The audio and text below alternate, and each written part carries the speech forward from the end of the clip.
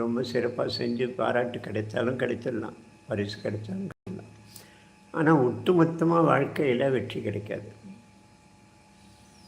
எது சரி? நம்முடைய அன்றாட வாழ்க்கையில் இருக்கணும், வாழ்க்கையோட ஒரு பகுதியாக இருக்கணும். படிப்பதா? பரீட்சைக்காக இல்லை, ஹோம்ஒர்க் கொடுத்தாங்க அதுக்காக இல்லை. படிப்பது ஒரு நாம் எடுத்திருக்கிற சப்ஜெக்டை புரிந்து முயற்சி பண்ணுவது. அது பரீட்சை இருக்கோ இல்லையோ, ஞாயிற்றுக்கிழமையோ மற்ற நாளோ, அது ஒரு அன்றாட வாழ்க்கையின் ஒரு பகுதியாகும். மரத்தான் ரேஸுக்காக இல்லை, ஓடுவது இயற்கையான ஒரு பழக்கமாகணும். வாழ்க்கை முழுக்க ஓடக்கூடியவன் அன்றைக்கு இப்போ விசேஷமான நாளில் கொஞ்சம் அதிக வேகத்தோடு ஓட முடியும்.